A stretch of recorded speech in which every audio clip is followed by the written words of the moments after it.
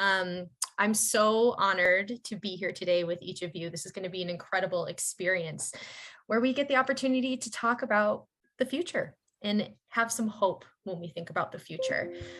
We have with us today an amazing guest, Dr. Betty Sue Flowers, who is the author of the chapter, Creating the Future, 5 Principles of Realistic Hope in the Routledge Handbook for Creative Futures, which our co-host, Professor Alfonso Montuori, co-edited with Dr. Gabrielle Donnelly. So it's going to be an incredible conversation. And if you have any questions, please raise your hand, or you can also write a question in the chat. I'll be keeping my eye out for those. A little background about our incredible guest. Dr. Betty Sue Flowers is an Emeritus Professor of English at the University of Texas, Austin. Go Longhorns. She served as a moderator for executive seminars at the Aspen Institute for Humanistic Studies, consultant for NASA, member of the Envisioning Network for General Motors, member of the vision team for the National Endowment for the Humanities, and visiting advisor to the Secretary of the Navy. Dr. Flowers was the editor of Global Scenarios for Sustainable Development and Scenarios for the Future of Biotechnology. Her scholarly publications include a book entitled Browning and the Modern Tradition and articles on Donald Barthelme. How do you say that last name? Oh, perfect. Adrienne Rich, Christina Rossetti, poetry therapy, which I would love to hear more about, writing, and other subjects. So let's all welcome Dr. Betty Flowers and our co-host, Alfonso Montuori. Thank you. I should add that the thing that I'm most known for, and I add this only because it informs where I come from. So it's like giving you a key to where I may go off track. I was the series consultant for Bill Moyers and Joseph Campbell in The Power of Myth. So, and I did the book. So I'm deeply interested in stories, being an English professor for those years, and the power of the imagination. So this is like a clue to the DNA, my mental DNA here, should you wish to use it for or against whatever I have to say. That's terrific. And you were also a co-author of the book Presence. Yes. With the Peter Senge and others, right? Sharma, Joseph Jaworski. And Joseph and I had done a couple of books also, Source and Synchronicity. So I like to do things with co-writers, co-authors, because it's an exploration. If you do your own, I've done my own books and articles, but when you do that, you're thinking with yourself. When you think with other people, the unexpected happens. That's fantastic. Yeah, I've always enjoyed co-authoring or co-editing. And let me tell you, when you have a book with 37 contributors, it's good to have a co-editor. And sadly, my co-editor, Gabrielle Donnelly, can't be here today. She's under the weather. She sends her apologies. She was fantastic through the whole process, and there's something really generative about a relationship where you can create and work together. I mean, I think that's one of the things jazz musicians love about playing together, right? So you know, one of the first questions that we always ask is what inspired you to dive into this topic? And given the fact that you've covered so many different topics, what has led to your immersion in these different topics, and what do you think connects them? Stories. I gave it away at the beginning. Stories. So the psychological beginning, when I was very young, my father went away to the Korean War. We lived with my grandmother, and my mother was deeply religious. She was a kind of born-again Christian type, and she prayed, and God told her he'd come back. So she was going around singing. My grandmother, who had suffered through my father's capture and presumed dead during World War II, he was a forward observer at D-Day. She knew she couldn't be lucky twice. So she, in her East Texas fatalistic way, thought he was not coming back. So I was living in a house as a very young girl with 2 women. Grandmother, he's not coming back. Mother, he is coming back. And I had to figure out for my own, I wanted my father back. Was he coming back or not? Who should I believe? Who had the truth? Who knew? And so it dawned on me at a very early age that the reason my grandmother was crying all the time and my mother was singing was they had different stories about the future. So that started me on a path of observing that people's mental state and what they think they're capable of doing is shaped by the story they're telling about the future. And that I think neither my grandmother or my mother really knew. I mean, maybe God did talk to my mother, I'm not, but from my perspective, he didn't talk to me. And that seemed like a big oversight. So I didn't know where the truth was coming from, but I did know that these two stories produced different effects in the women. So from That's then fantastic. Yeah. from then on, I paid attention to how the future shaped the present. And everything I've done, that's why I went into English. I was very interested in science. I worked my way through college in a science lab, and I love science. But a lot of reality, of experiential realities based on stories. Mhm. And so where did you begin to pursue these explorations? Very early on, I told stories to anybody who would listen. But when I discovered scenarios, which is another long story, but I realized the power of telling alternate stories about the future. The power of, because here was there are a lot of things you notice once you start noticing how the stories are shaping reality. And that is that there always is already a story at work. And so a lot of mistakes that strategists make when they think about the future is because they're buried in a story of reality. And most of those stories are simply extrapolations from the past. It's like, okay, take the little line. We did this in grade school. You ... and you follow it forward, and you can predict the future, the forecast.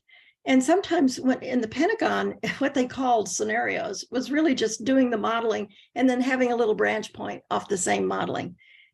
They didn't have in there something like the internet or, chat GPT-3 or something, or 4 now. Right.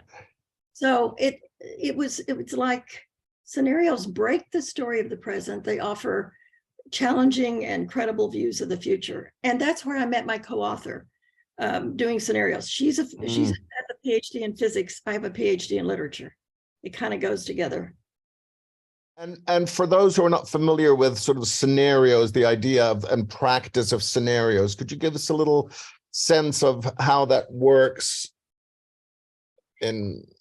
Well, one of the most famous examples was from one of my colleagues who in the early 90s went to South Africa. And one of the aspects of scenarios, and this is the principle one of our principles of realistic hope, diversity. To build, if you're in a community building a scenario, you have to get the whole system in the room. So he had, he had the ANC and the white separatists, and he had some were speaking on speakerphone from jail, but he had them all there, and they create different futures for their country. And the thing about making stories together is that they're not policy proposals. So you don't have to argue with anyone, and everyone has to work on every story to make it credible. So Nelson Mandela said that this had a lot to do with how little violence there was for the fall of apartheid. Everyone thought it would be a bloodbath. Right. And someone about scenarios. Well, a lot of people have said what a difference scenarios make, including the CDC. I did some scenarios for heart education during an afternoon with an energy company like Shell. It's like a 3-year process. This was an afternoon. 10 years later, they invited me back. I'd even forgotten about them, to celebrate the success of what they had done with the scenarios they came up with that afternoon. And they came up with them. These are not, I know nothing about heart education. So it's a process in which people can come up with credible, challenging, different ways forward, and then test their strategy against these ways. Go ahead. No, I think I had finished what I was what I was saying, which is that these things are powerful. And when I was on the board of our local public television station, again, I'm giving small examples because they're easier than large ones. Mhm. So I volunteered to do a little scenario conversation at a lunch board meeting, and we were looking for a new director of the station in Austin. And so I thought, we usually take from a tier slightly above us. We take the second in command there, and like San Diego. We were looking at San Diego. And so I did little scenarios, and we said, okay, here are 2 scenarios. We go back to our original education function, or we do something, and the national television picked us up on this. We make ourselves a public square, not so much a television station, as a community gathering place. And the square of the TV is a public square. When we started thinking about from within the, you could say the platform of the public square scenario, we thought, well, if we went this way, we wouldn't hire a TV person. We would hire a community organizer and builder. So we hired someone who knew nothing about television, but a great deal about community. She was chief of staff to the former governor, Ann Richards. We hired her. And then we won every prize in our category. We were not at the top. We weren't big enough to be at the top sphere, but we won for the within the PBS system. And that was, here I am, a scenario person. I hadn't thought of that. She was a good friend of mine. It hadn't occurred to me that she could lead the station. So I'm just saying that one of the main powers of scenario thinking is that you break up the story that you're in the middle of. Mm-hmm, mm-hmm. And that's why working on climate change now mostly is what I'm working on around the world. Oh man, that's a huge thing. And there's so much to be broken up. And I try to work with oil companies and the World Energy Council, and because it's like the Titanic of an energy system, a global energy system that has to turn around. Wow. In years. And it's so complicated, and yet there's hope. There really is. That's fantastic. So this sparks so many questions, of course. And before we move on, I wanted to ask you about your role in the scenario development, right? So you weren't an expert in the particular issue, for instance, with what I think you mentioned, the CDC or something like that. And but so your role is the facilitation and the creation of the context for the process.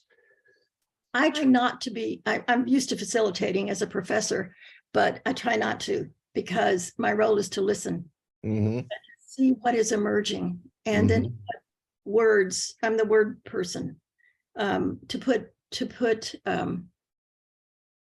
poetic metaphors around the stories that are emerging, to make them clearer to people, and to see that the listening is really important, because if you're doing a scenario process that has a diverse group of people working, they define the problem differently.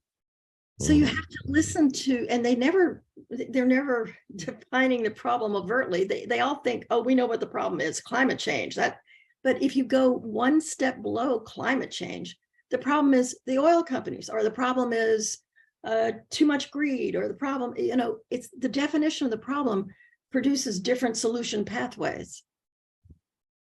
That's terrific. And you mentioned hope. And as you know, one of the reasons why we put this book together is that we just felt that, I certainly felt talking to young people, that there was a lack of hope. There was sort of this sense that, well, if it's not one catastrophe, it's going to be the other catastrophe, and just this endless a series of problems. And I remember talking to an extremely bright young man and talking about better futures and all this sort of thing. And he said, I've never thought of better futures. I've only thought about surviving, which was heartbreaking, and sort of made me feel like there has to be a way to at least turn the conversation around. So we're starting to do what you're talking about, which is talking about what do we really want, right? So when you talk about realistic hope in that in your book and in the piece in our edited volume, you found some fundamental principles, I believe, right? That you yes, because this came out of the book Realistic Hope, is solving big problems. We chose experts in a number of big problem fields, and then directed them to first outline all the problems. What are the big problems? And then what is the source of realistic hope, not what should be done, and to back that up with facts and data as well. So at the end of this process, when we had all the chapters, we had the book put together, we thought, well, are there generalized things we can say about this? Because it's a book about the future, realistic hope. Hope is future oriented. What did we learn? What would we say are general principles? And we came up with 5. And to some extent that's arbitrary, but actually it's held up well. We've looked back on a lot of things together. And so the first, there are 5, you could maybe think of more, but principles. The first we call diversity, because that's not just because it's a good thing to have diversity. No, it didn't come out of any moral impetus. It came out of the fact that when you have diverse people around the table, the thinking is improved. Mm-hmm. It just is. You get more ideas, you have different perspectives. You don't take so many things for granted. More things come up on the table. So that was a first principle, that when you're trying to solve a problem, and all these problems are big enough that no one person can solve them, it's diversity. And then we talked about dialogue. Both of us had done some work at the OECD in Paris, and we were amused because that's supposed to be a place where all the developed countries of the world come together and share ideas. Well, they sat around a table and read at each other. You know, the ambassador from here would read a paper to the person across, and, you know, we just said, it's dialogue that produces things. And here I am nattering on at all of you. We'd get a lot more out of this if we were having a dialogue, but that's just a process thing. I'll go fast, so we can't have a dialogue. So dialogue, and dialogue takes a kind of generative listening. A lot of times when we talk with people, especially if we feel strongly about something, we just are tapping our foot, waiting for them to finish so we can get our point in. And if you listen without that, if you really listen, it's a different experience. And this is where the presence work was important, because Otto Scharmer and Joe Jaworski and Peter Singy and Otto still has done a lot of work in Europe and around the world on the U process, and that's what we discussed and discovered things about in that book, and it's all about dialogue.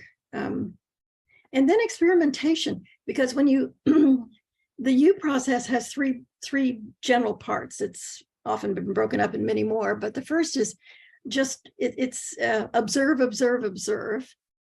And then at the bottom of the U, you just let go of everything, and you let ideas come. And then here's the important point that is related to the third principle, experimentation, rapid prototyping.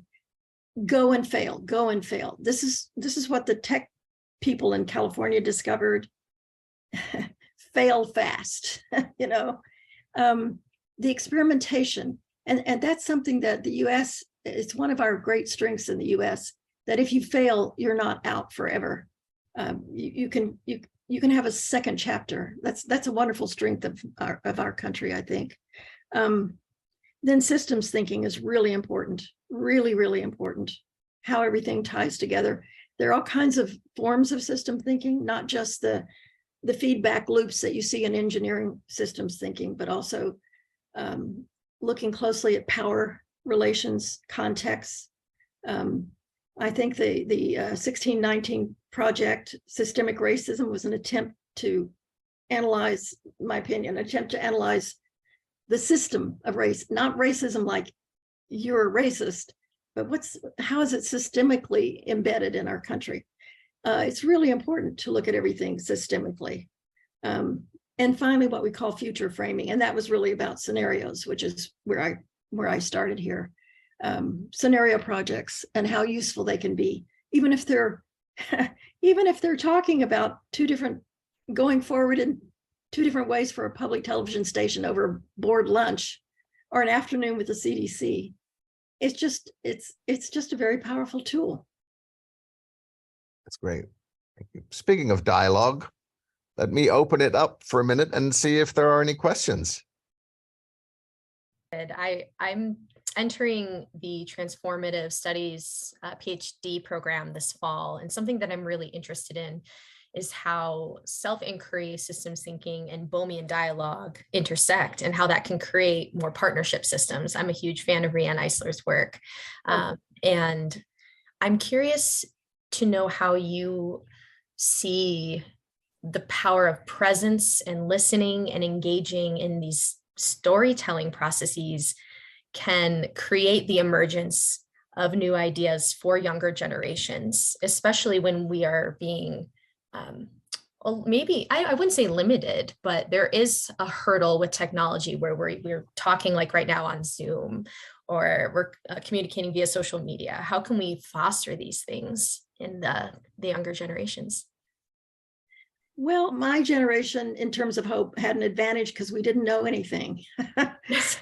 No, I'm really serious. It was before the internet. It was before, so we didn't hang out with older people.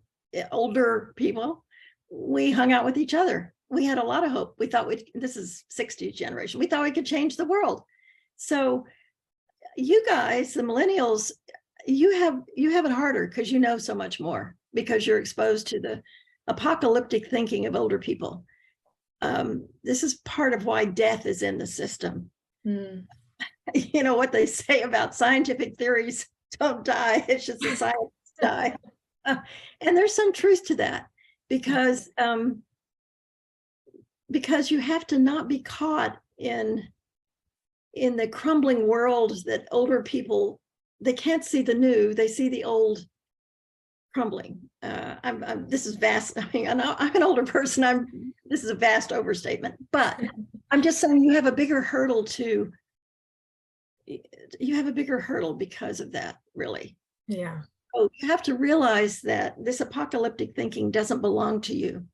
It doesn't belong to you. You're infected with it like COVID, but it doesn't belong to your age. Whew, that is so powerful. And I appreciate that so much. It is very easy to get caught up in what we hear and see. But to your point, when we listen to the stories of others and we allow ourselves to explore realities and open ourselves up to divergent ways of thinking and being, there are those opportunities to realize, wait a second, I'm not the owner of maybe even this thought or this belief. There's so much more out there. And it's just an honor to talk to you about this. It's truly inspiring. It gives me hope. Thank you. You can't do anything without hope, because why bother? Agreed. And the lack of hope is really what I would say is a mistaken foresight. Because it means that you're seeing the worst parts working out in the future. It's so much easier to foresee the negative than the positive, because art, creativity, beauty, all those things that we create are unexpected. Destruction is easy, and it's easy to imagine. Yes. Well, it goes back to systems thinking. And when you were talking, I was thinking of second order cybernetics and how we're creating these feedback loops. So this introduction of apocalyptic thinking, or what is deemed to be fact, is then we kind of reiterate that in our own thoughts. So being able to use systems thinking and second order cybernetics to identify those key indicators of like, wait a second, I can actually take ownership of this. I don't have to continue the feedback loop. It's powerful. It creates a really huge sense of empowerment. Maybe that's something that we can share more of too. I don't know. I'll have to think on that more. Any change in the story is an intervention in the system. I love that. Thank you so much, Betty. I really appreciate it. including stories about yourself. I often, when I do workshops, I often have a little experiment that I do. I divide the group into twos, partners. Partner A, tell the story of your life to partner B. And partner B, then after about 3 minutes, I go, ding, ding, it's not the whole story. And I'm not talking about true confessions. Partner B, tell the story of your life to partner A. So, okay, that's the first, and we do this 3 times. But the point is, you can't change your facts. I mean, I was born in Waco, Texas. I can't do anything about that. But what I do is I say at first, tell the story of your life as a hero story. Then the second iteration, tell the story of your life as a victim story. I am the way I am because of what they've done to me. The third story is a little different. I can talk about that. But these 2 stories are the same story, but the agency changes.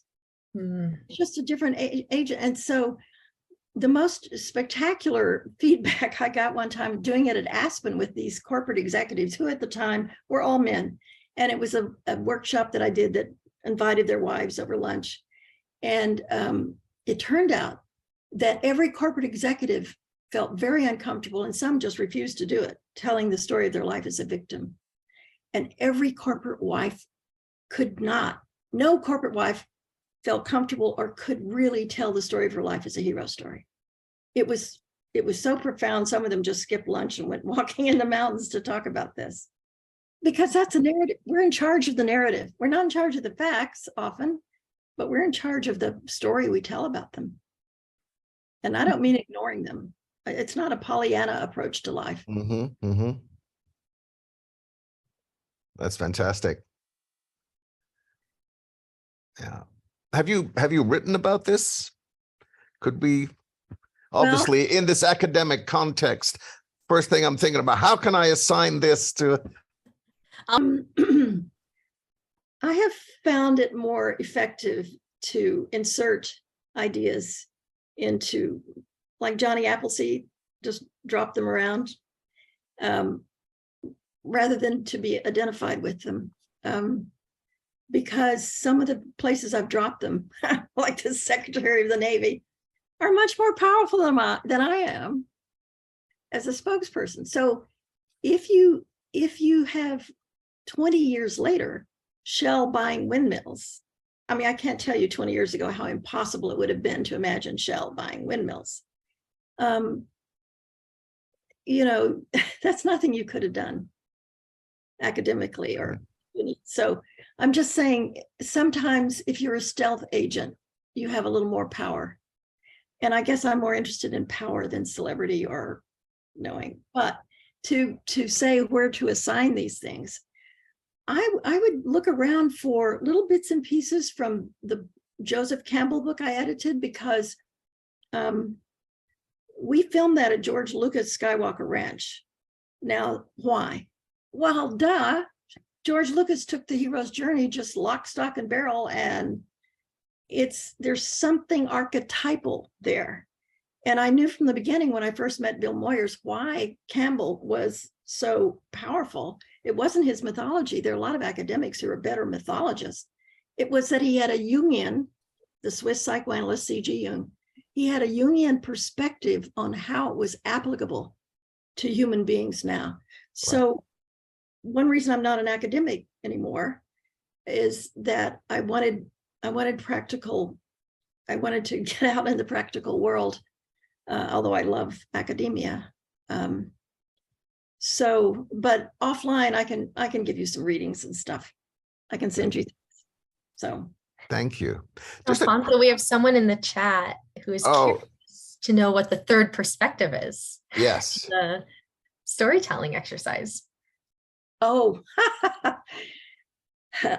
okay. Tell the story of your life as if, you don't have to believe this, as if there were a purpose to life, as if the purpose were to learn, as if you've been assigned to this planet, which is called the suffering planet, because you are a slow learner. So you have to suffer to learn. Now, the only people who had trouble with that one, teachers had no trouble, of course, but I did this to a group of PhD science students. They just said, no. I said, it's as if. I'm not asking you to believe there's a purpose to life. As if, which is a wonderful way to break out of your own story.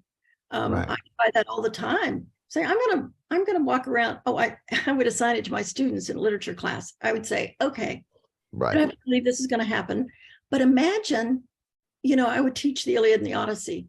Imagine if you lived in a world in which Athena could show up as an owl. Any day, the goddess could appear to you as an owl, and the universe spoke to you. So go out. I'm going to give you 10 minutes. Go out on campus. Ask a question of the universe. Not about, when is my English paper due? No, something that you really care about. You have to really care about it or the universe won't bother. As if the universe would have an answer, and they'd look at me like, oh, now she's really flipped out. And they would go out and they would all come back with an answer to their question. And they were very eager to say, well, my question was, and here's what happened. Like one girl said, my question was, does my boyfriend love me? And I sat under a tree.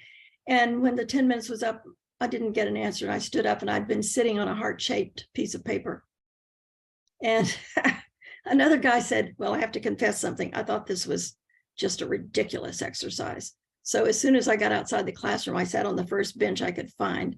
And there was a book there, and it was on toilet plumbing. I didn't know such a book existed. And he said, I realized I had a shitty attitude. So anyway, stuff like that. There are a lot of different stories of my students coming back with answers. But that, do I believe the universe speaks? Who knows? But you can, if you act as if, then the best story about that I heard was I was having lunch with a friend of hers came up, whom I didn't know, young man. And he said, I finally got my 24-hour-a-day art school. And I thought, what parent is going to let their kids go off to a 24-hour-a-day art school? Well, it turned out he was a social worker, and he'd been asked to take over a juvenile detention center for the summer, and he turned it into an art school. Now, I would never have thought of a prison as an art school, but if you're looking for the universe to give you what you want, and somebody asks you to take over a prison for a summer, he saw it as an opportunity to have his art school. And it was a great success and a lot of fun. And he had a grand time, and so did the inmates, apparently. I'm just saying, it's not about the universe. It's about the spirit with which you approach reality. Right. And breaking out of the obvious story or the story that we think, well, this is just the way it is, right? I once was one of my adventures with NASA. I was asked to meet with some folks from JPL and all, and it was, we eventually are going to go back to the moon. So what are we going to put on the moon? And it was a meeting about what we're going to do with the moon when we go back. And so a brainstorming meeting. So we're sitting around. At the very beginning, the engineer in charge looks straight at me and he says, creativity is for people who didn't have good ideas in the first place. Oh, and then he looked at everybody else was an engineer. He looked and he said, but logic is an organized way to go wrong with confidence. And I've never forgotten those words, because this is what scenarios are about. They're about breaking the organized way to go wrong with confidence. My idea was accepted, by the way. My idea was to have it one place on the moon where we weren't mining or doing anything else, which would be free, where we could sit and contemplate the earth, like a moon monastery. Oh, that's lovely. It was not accepted. I should just tell you. It was not accepted. And presumably Donald Rumsfeld never heard about scenario planning, or if he did, he just ignored it. No, they did a lot of scenario planning, but if you do a forecast and then just fork it, you won't get the intuitive methods, that you won't get the same result. So they call it scenarios, but it's like Iraq needs a democracy. Do we do it this way or that way? It's not like, well, what if Iraq went its own way? What's a possible scenario that way? I'm going back to the Rumsfeld time. So right. What if they don't cheer when we show up? Yeah. So presumably then you're also saying that it's it's possible to clearly to do scenarios in a way that isn't generative. Yes, it's called, they call it scenarios, but it's not. There's so many things called scenarios. It's unfortunate that's the word for them, but yeah. Yeah. Anybody else with a question before I? Yeah, I was interested in the last point about incorporating the intuitive dimension into the scenarios, the distinction during the Rumsfeld era. A very crazy man who started this at Shell. Shell, the oil company, pioneered this, what they called intuitive logics.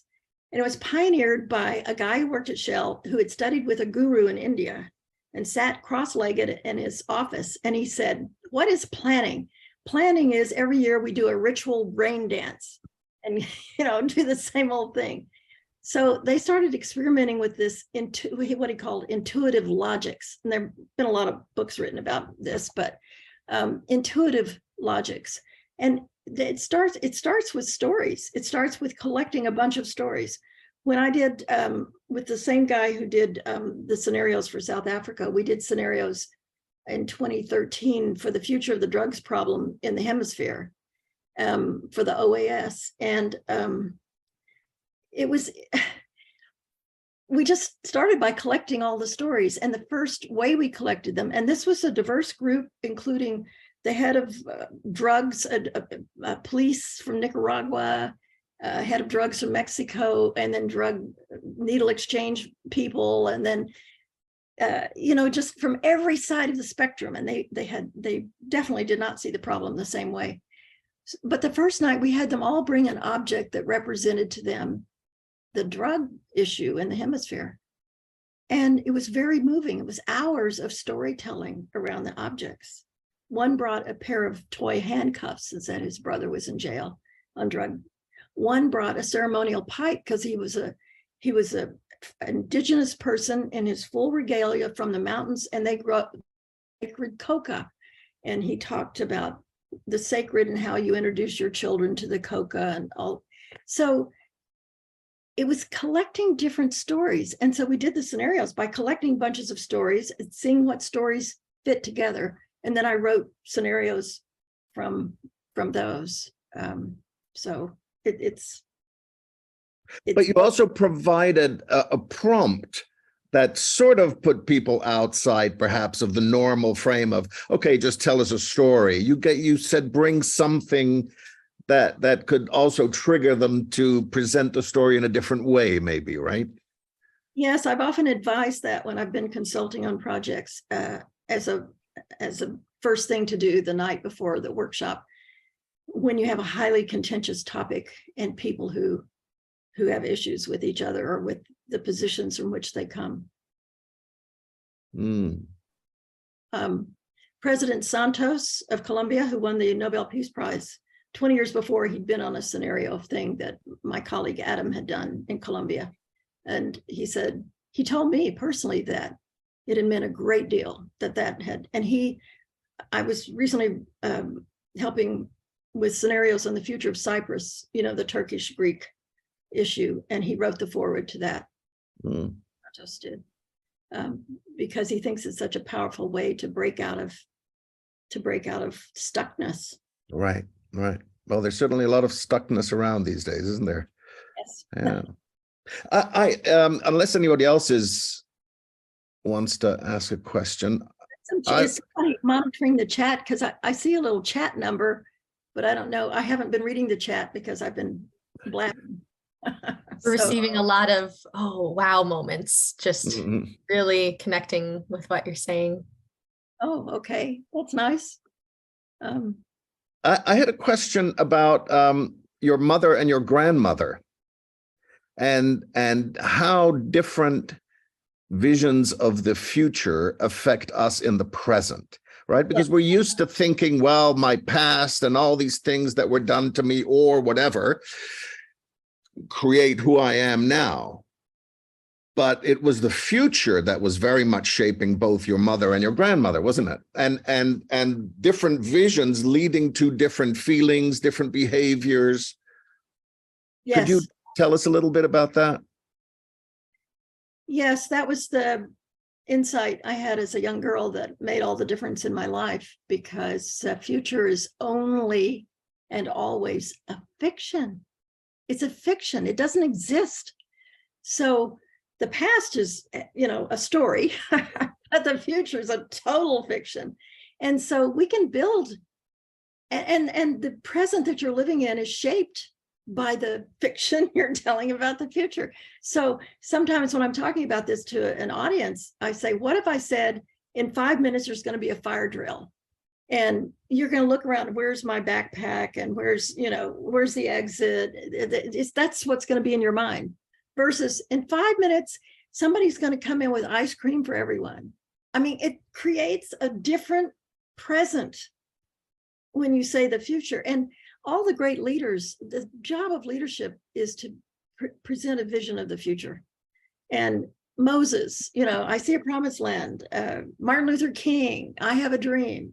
These are fictions that people believe in enough to work to make happen. Right. And they're so powerful. They're so powerful. So we need very powerful storytelling of realistic fictions of the future. Realistic. And that's where the hard work comes in. Yeah.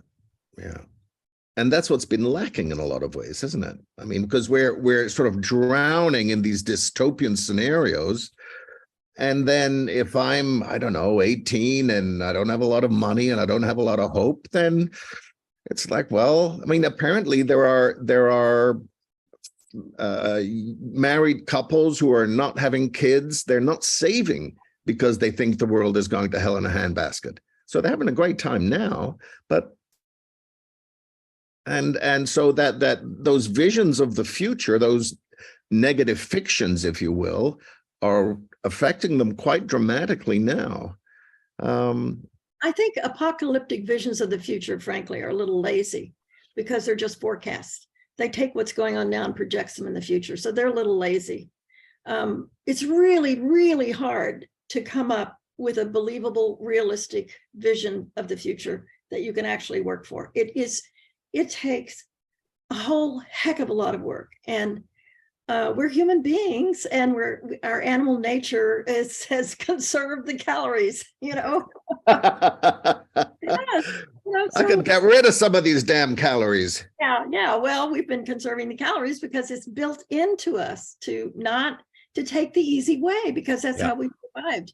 And it's building a different world that works for everyone, as the old saying went, or a better life with a healthy planet was the name of something that I wrote. Because you have to consider that there's some people who don't even have electricity now. Right. And so, they want and deserve a better life. And that means energy. And so, so I'm just saying, it's really hard to build a vision for the future you can actually work for. And many of the people who've done that end up getting sacrificed for it. They sacrifice their lives or they get shot. I mean, it's hard, dangerous, and that's why young people are foolish enough to go about it, and they should. Well, thank you, Betty. I agree. We have a question. Nikki, your hand is raised if you would like to pop in. Yes, and just to echo, I completely agree. The visions for the future, the stories for the future, it is hard work and it's incredibly necessary for right now. So I really appreciate you kind of speaking to that moment here of creating of the storytellers that we can be, us alive right now can be storytellers for even the generations that are coming, of sort of playing on my vision. And I want to drill into your point about this being really hard. I agree. Individually, it's incredibly hard to come up with my own story. I mean, hell, I don't even know what my story for my future 5 years from now is going to be like, let alone what the planets is. So given the context and who is at the table with us today, do you have advice on are there strategies you would recommend for us to begin building community around these new stories? Who should we be targeting? How should we be targeting them? Any thoughts you have on making this hard problem a little bit more bite-sized? Well, we usually get opportunities that come up that seem to have our name on them. Or sometimes I know Joseph Campbell, when he first told me this, and then I put it in the book, we had it in the series too. He said, and now I see it on t-shirts. He said, when you follow your bliss, and he did his hands like this, when you follow your bliss, what look like walls turn into doors. He said, and you meet the people in the field of your bliss. Now, that's the secret, because if you start doing what you love, you end up having so much fun, even though you're working on really hard problems, because you meet these incredible people, and they get to be your colleagues and teammates, and it's like nothing else. It's like if you're doing something really hard, you're working with people who have that same kind of passion and vision and the kind of loving intelligence, I would call it, open intelligence. I can't recommend a better life than to go into the hard places. Yeah, take a buddy. We'll have a buddy system here. We'll all go do hard things together. I love that. Well, following up from what Nikki was saying about buddies, creating the scenarios is a collaborative process usually, right? It's not an individual doing. It's not you, Betty, just sitting there thinking, let me come up with a scenario for revitalizing downtown San Francisco. No, it's people, and it's usually people who have a stake in it, who then can create a vision, which may not be any of the scenarios, but we'll go forward on it. For example, with the South African Montfleur scenarios, one of the scenarios that no one was arguing for, because the ANC wanted to take over some land and redistribute it and all that, but it was called, other people were against it. There was one, and they named them after birds, one was called Flight of the Flamingos, because flamingos take off very slowly, but take off together. And in the end, they all agreed, yeah, that's what we should do. And again, began to be a little story that a lot of people in the culture knew, including Mandela. And so one of them was called Icarus, and that is where the ANC distributed the land, took up, Icarus flew too close to the sun and fell. And so the finance minister said, oh, he said, I'm no Icarus. And so they used these little metaphors to, and so this finance minister and others from that scenario process who had been in the government with Mandela last year had a Zoom together after all these years. That was 92. And so it sounds funny to have a Zoom together over some little stories you created those years ago, but they had an effect. None of the stories came true. They had an effect on what people did.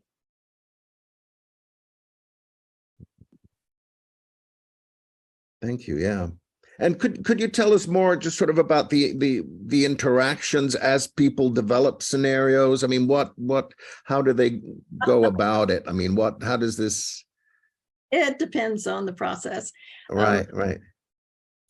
I was doing something for the future of Slovenia with the government there on a team. And in the middle of it, of course, when they spoke Slovenian, no one on the team that had come in from the OECD, we had no clue what they were saying. I mean, no one of us spoke Slovenian. There were many languages amongst all of us. I was the only American there, so I was only monolinguist, really. But we didn't know what they were saying. And finally, one of them said, we object to this process. We think the real problem is trust. And we are going to sit and talk about trust. And then you come up with some stories about the future of trust. So that's the only time that I actually sort of listened to what they said after they talked about trust and distrust and kind of made stories about it. That's the only time. But they objected. They felt that there was an elephant in the room that they had discovered doing the process that had to be talked about. And the prime minister, they put all these ideas up in Slovenian, so I can't tell you exactly what they said, up on the wall. And the prime minister came to visit. And as he passed around, he said, "That's it. That's it. That's very true. That's very true." So there was something else going on there that wasn't about the scenarios.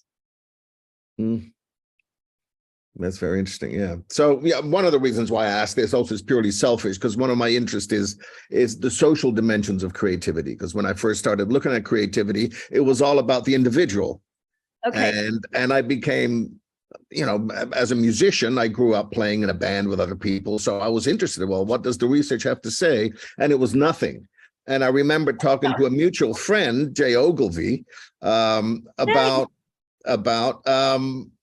scenarios, obviously, because when he was here in Emeryville, Jay Ogilvy is a philosopher and futurist who was in the Global Business Network, which had created a lot of scenarios for a lot of different organizations and governments. No, they were founded by former Shell people. I was a member of that, GBN. Yeah. You were involved with GBN, right? Yeah, yeah. And so, so I was fascinated by the way that this was a form of social creativity that focused on creating the future, right? Creating futures. Yes, there's something you might want to look up called Sync Live, SYNCH live.com, or maybe .org or .something.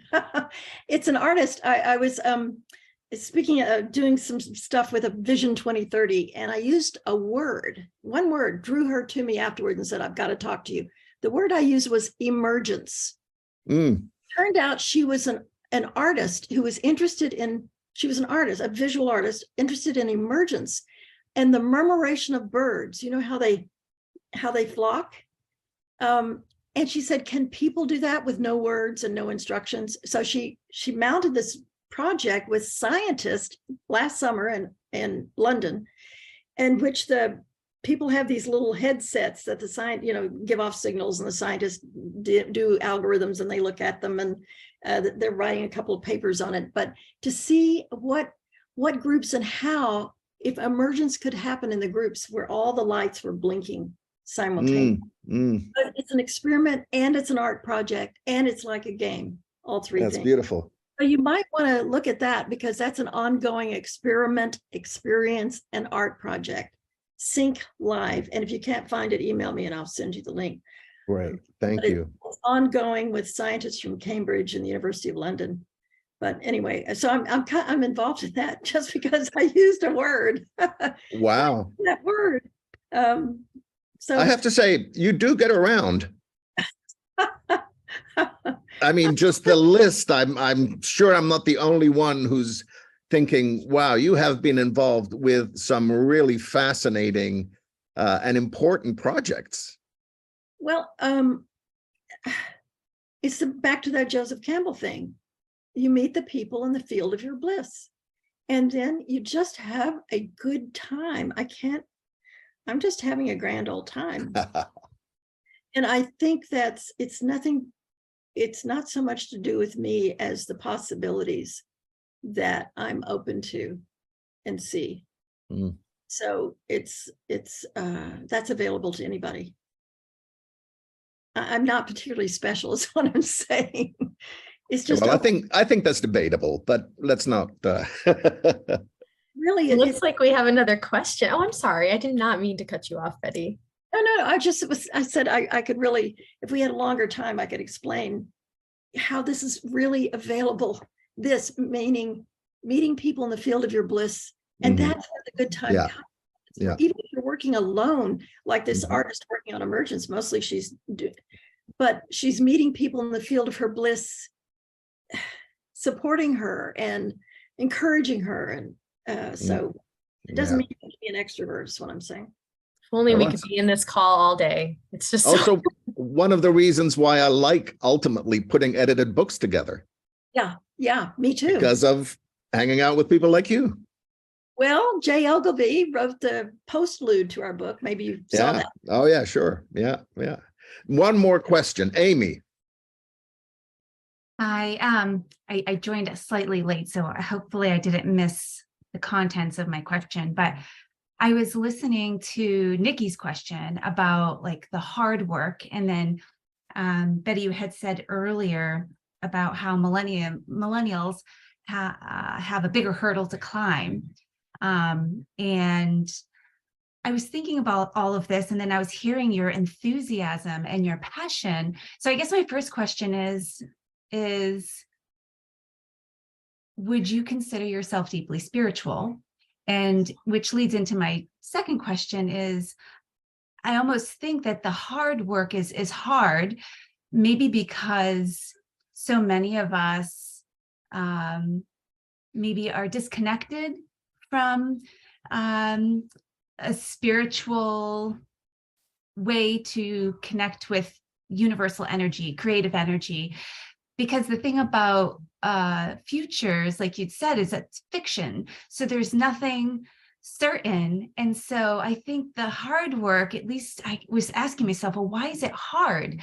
And I'm curious if it's hard because of the lack of faith and uncertainty in something that is fictional. So if you had a connection or some type of spiritual practice that connected you to a bigger system, and this system then kind of feeds back that everything actually is perfect. The bigger hurdle is because we have more resources available, and all of this is possible. Anyway, so it's kind of listening to all of these questions and discussions. And I guess my question is what do you think about spirituality? Do you think that's a part of this? And it doesn't have to be in a hokey way, just like a deep connection to a much greater system. I think it can be helpful. I really do. Not everybody has the, what can I say? Not everybody can do that. One of my dearest friends, a Nobel Prize winner in physics, Steve Weinberg, would actually go around preaching atheism. But he was one of the most deeply spiritual people I know. He was one of the discoverers of the weak force in the atom. And the reason I say that is that he had the deepest humility towards the mysteries of the universe. He was utterly not knowing everything.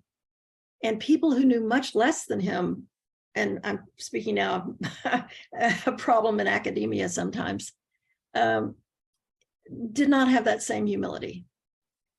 And he was very open. I'll never forget his reading Milton. He loved Milton of all things and read it beautifully, Paradise Lost, and was a devout atheist. I mean, really devout.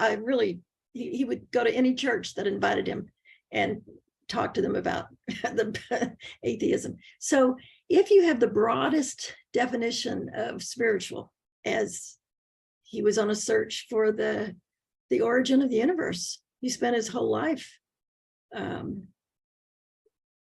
looking for reality and getting deeper in the mystery. That kind of humility and openness, I think, was very helpful. I kept trying to follow him. I remember one time, Steve, can you explain string theory to me?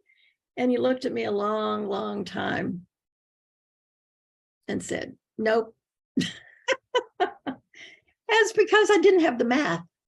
And some of us don't have the, whatever it is that some people have a genius for spiritual connectedness. And so I don't know if that answers your question. I think it could be really helpful. Not everybody has that connectedness. So if you have that, then it's a precious thing, and it will really help you. It will really help you. I have no doubt about that. With Steve, it was the universe. And so he taught me something about spirituality that this atheist did that had to do with the mystery. That's great. Thank you. Thank you. I want to be mindful of the time. It's 6 o'clock in San Francisco. I know that we could keep bombarding you with questions, but this is the hour. And thank you so much for spending time with us. Thank you again for contributing to the to the volume. And yeah, and I'm sure that our students and everybody who's here would want to find out more about you. Anyway, where can they go to find out about you? Because you're a stealth figure, aren't you? There's a form of freedom in stealth. One of my students in long ago at Aspen was Kirk Douglas. Okay. He asked me to go to a dinner in Houston to talk with oil people because he wanted to raise money for a movie. I said, okay. So he brought his plane by. I hopped in his plane. We went to Houston. We got to the hotel. My room was perfect. We got there and he was totally bombarded. And all I had to do was step three meters out from him and then go up to my hotel room. Everything was fine there. His hotel room, it turned out, I learned later, didn't have towels, didn't have what you would expect in a hotel room, because each of the people came up individually to get his autograph. One brought towels, it was such a hassle to be a celebrity. It was incredible. So it's never being known, as it were, even to the J. Ogilvy level, is not all it's cracked up to be. Yeah.